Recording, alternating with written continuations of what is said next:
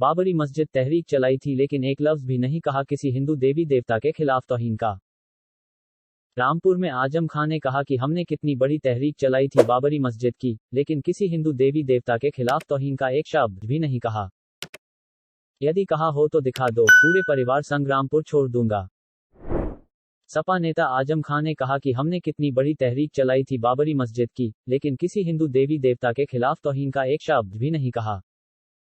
यदि कहा हो तो दिखा दो, पूरे परिवार के साथ रामपुर छोड़ दूंगा और कभी शक्ल नहीं दिखाऊंगा। ऐसा क्यों किया हमने? क्योंकि मेरा दीन कहता है कि किसी दूसरे मजहब की तौहीन न करो। हमारे नबी को क्या क्या नहीं कहा गया, लेकिन हमारे नबी ने कभी इंतकाम नहीं लिया। हमारे नबी ने कहा कि या अल्लाह इन्हें माफ कर दे, ये नादान हैं, ये नहीं जानते, इन्हें अक्ल दे।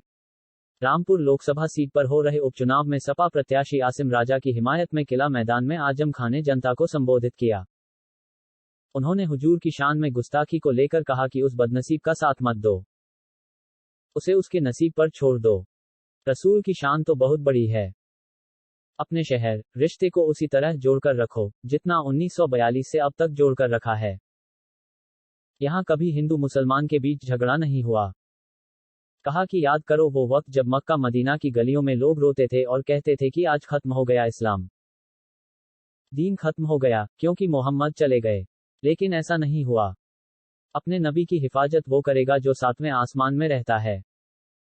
कहा कि कैसा भयानक कोरोना हुआ था, लेकिन मैं वापस लौट कर आया हूं, तो तुम्हारे लिए।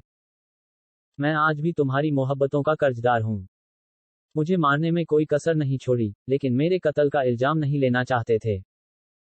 उनका मंसूबा था कि सीतापुर जेल से 3 जनाजे बाहर निकलेंगे। उन्होंने नवाबों और अंग्रेजों के दौर को भी याद किया। उसने हमारे साथ जो किया था वो साजिशें आज भी जारी है। तुम्हारी तबाही और बर्बादी के मंसूबे आज भी तैयार होते हैं। उन्हें कामयाब मत होने देना। अपने आप को हरगिज कमजोर मत समझना। मेरे ऊपर जब पहला मुकदमा हुआ था तो मैं भी कुछ कर सकता था। मेरे ऊपर भैंस चोर, बकरी चोर, किताब चोर, डकैती जाने कैसे कैसे इल्जाम लगा दिए। मेरा बेटा 2 साल जेल काट कर आया। मुझे, मेरे बच्चे को, मेरी बीवी को सीतापुर जेल पूरे हिंदुस्तान में सुसाइडल जेल के नाम से जानी जाती है। वहां लोग खुदकुशी बहुत करते हैं। कहीं और भी भेज सकते थे, लेकिन तीनों को सीतापुर भेजा कि जो इन तीनों में सबसे कमजोर होगा वो पहले अपनी जान देगा, और जब वो जान देगा तो उसके लिए दूसरा जान देगा, और जब 2 जान दे चुके होंगे तो तीसरा जान देगा, और 3 जनाजे सीतापुर जेल से बाहर। ये था मंसूबा। क्या आपको इसका एहसास नहीं है? हिंदुस्तान की कोई मस्जिद ऐसी नहीं है, कोई मंदिर, कोई गुरुद्वारा, कोई गिरजा ऐसा नहीं है जहां रामपुर वालों तुम्हारे लिए दुआ नहीं।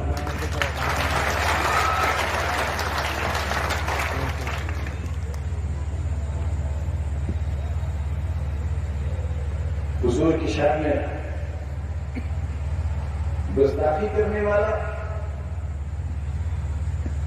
बदनसीब है, बहुत बदनसीब है। उस बदनसीब का साथ मत दो,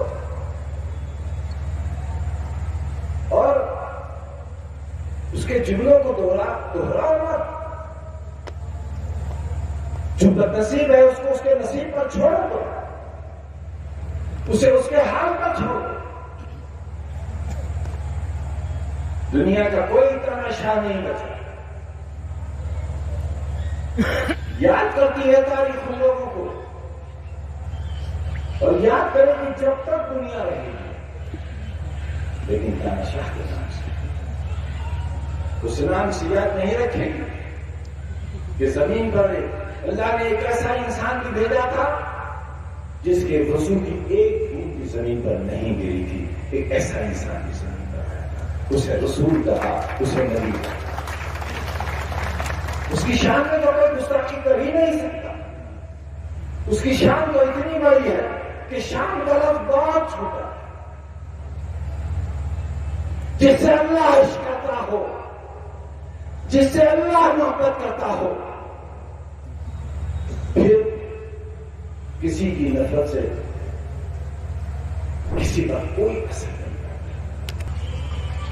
کتنی بڑی تحریک چلائی بابری مسجد کہ میرر تھا نہیں، لیکن ایک بیان اس زمانے کا کسی ہندو دیوی دیوتا کے خلاف اگر دکھا دو، اگر ہماری زبان سے توہین کا ایک لفظ کوئی ثبوت کے طور پر پیش کر دو تو پورے پریوار کے ساتھ رامپور چھوڑ دیں گے اور کبھی شکل نہیں دکھائی گے رامپور کا. اور ایسا کیوں کیا؟ کیونکہ میرا دین کہتا ہے، میرا اللہ کہتا ہے، میرا قرآن، میرے نبی کا حکم ہے کہ خبردار کسی دوسرے مذہب کے پیشواؤں کی توہین نہ کرو، کیونکہ اگر فرق وہ تمہارے پیشواؤں کی توہین کریں گے. یاد کرو کون ہو تم. نبی کریم کا صلی اللہ علیہ وسلم پر پتھراؤ ہوا، طائف کی گلیوں میں گھیر لیا آپ کو، اور آپ کے نالے شریف خون سے بھر گئے. آواز آئی ہواؤں سے کہ اے محمد کہو تو ہم اتنی تیز چلیں گے بستی فرق ہو جائے. آواز آئی کہ یہ زمین پھٹ جائے اور یہ بستی میں دفن ہو جائے. پہاڑوں سے آواز آئی اے محمد ہم آپس میں مل جائیں اور یہ بستی نیست و نابود ہو جائے. اس وقت کیا کیا میرے پیارے نبی نے؟ بددعا دی، انتقام لیا، بدلہ لیا؟ نہیں،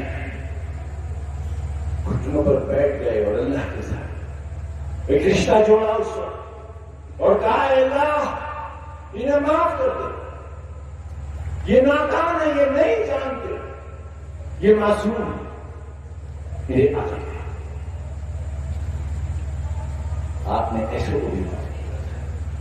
اور پھر تاریخ یہ لکھتی ہے کہ جس رفتار سے حضور کے وفات کے بعد، آپ کے پردہ کر جانے کے بعد مکہ اور مدینہ کی گلیوں میں لوگ روتے ہوئے گھوم رہے تھے اور کہتے تھے آج ختم ہو گیا اسلام، دین ختم ہو گیا کیونکہ محمد چلے گئے. لیکن ایسا نہیں ہوا.